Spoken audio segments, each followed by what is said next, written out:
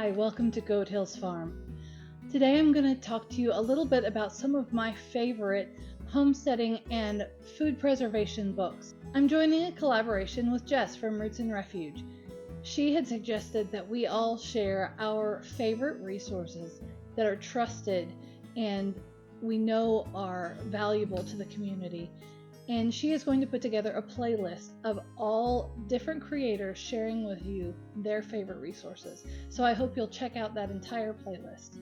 Jess had mentioned the recent explosion of products on places like Amazon of AI-generated books within the homesteading community. These books not only are not a great value because they have, let's just say, poor grammar and erroneous information in them, but some of them can even be dangerous. You can even find AI-generated books on how to forage mushrooms.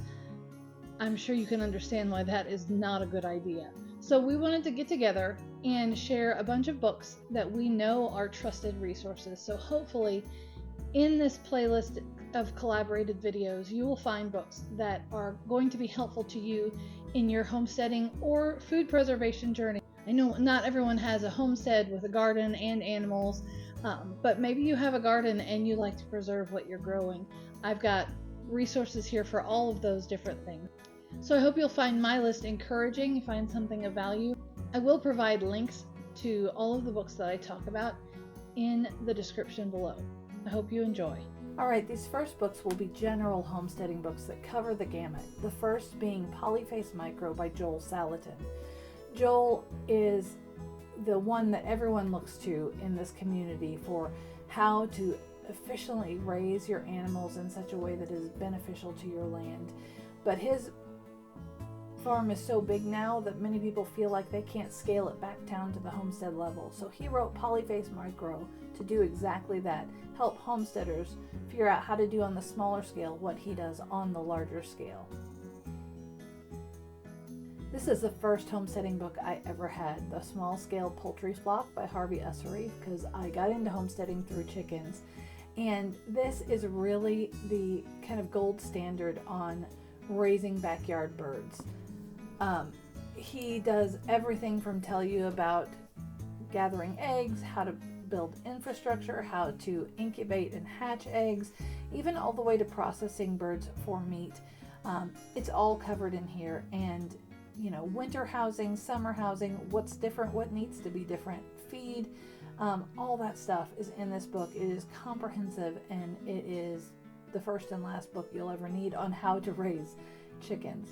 Next is The Rooted Life by Justin Rhodes, and this is a great overall book for someone who's just getting into homesteading, who really wants to know what are the things I need to be thinking about. It covers gardening, it covers some animals, it covers where to put things on your homestead in relation to your house, it covers family stuff, and it covers some recipes even in the back.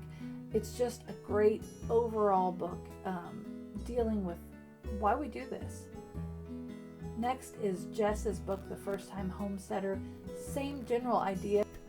She covers a few more animals than Justin does and a little bit more on the garden. She covers beekeeping in here. She also gives you some recipes on what to do with that harvest that you get. So I highly recommend Jess's First Time Homesteader book. Next up is Jess's The First Time Gardener's Guide to Growing Vegetables. Another excellent resource. This one is all about the garden. Maybe you aren't into the animals, but you just want to get into the garden. This is going to tell you everything you need to know from seed starting to seed saving and everything in between. Also, again, what to do with that harvest when you bring it in. Recipes on how to use your food and how to preserve your food. This is the only book on this list that I have not read yet because I just got it. The Independent Farmstead by the Doughertys. Even though I have not read it yet, I can guarantee that this is a fantastic book full of information that's going to help you homestead on a budget. One of my favorite things that they say is good enough is perfect. They started on a plot of land that people said was no good for anything related to gardening or homesteading, but they have turned it into an abundant farm. Holly Face Designs is Joel Salatin's book on how to build the structures he uses at his farm at your homestead. And this is like a Lego construction book for grown-ups.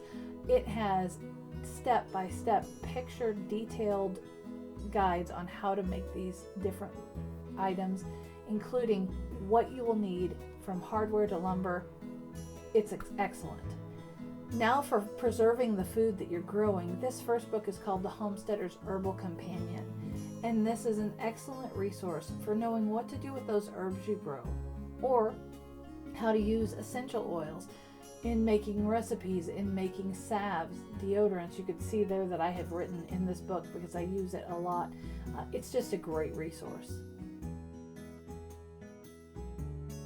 Freeze Fresh is another great book. I think this covers 55 different fruits and vegetables and how to freeze them properly. It's got great pictures. It's organized really well. And you know, there's more to freezing food for good storage than you would think. You know, do you have to blanch things or not? What do you need to do to the food before you prepare it? And then what are the best things to freeze in? This book covers all of that stuff, and so I think you'll really enjoy it. I have found it a great asset to my bookshelf. This is Preserving with Pomona's Pectin. If you're going to can jams or jellies, you're going to need to use pectin. And what I love about Pomona's Pectin is that it allows you to make jams and jellies with low or no sugar. Regular jelly recipes are like half fruit and half sugar. That's a lot of sugar.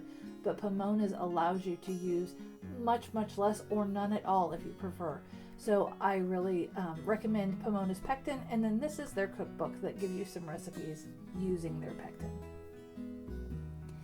These are the two Ball books that I have. They have other books, but these are my two favorites. This is the Ball Blue Book, Guide to Preserving. You can see that it's a small book, but it has in it all the information you need to know about getting started, water bath and pressure canning, as well as lots of recipes for both methods.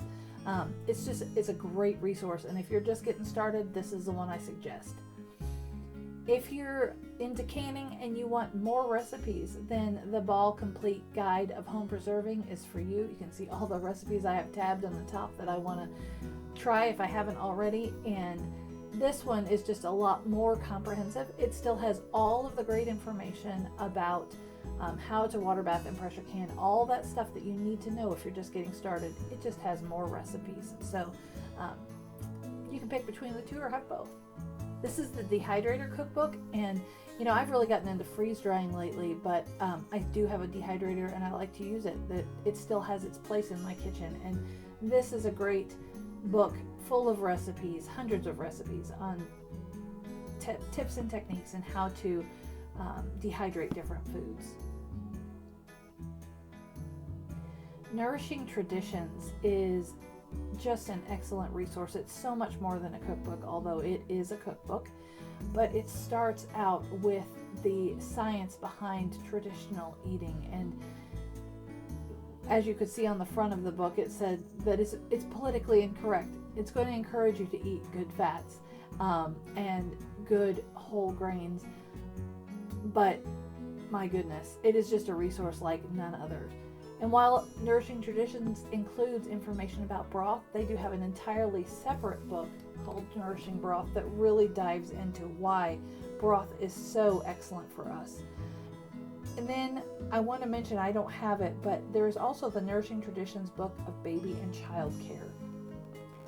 This book, called Butchering, deals with poultry, rabbit, lamb, goat, and pork butchery.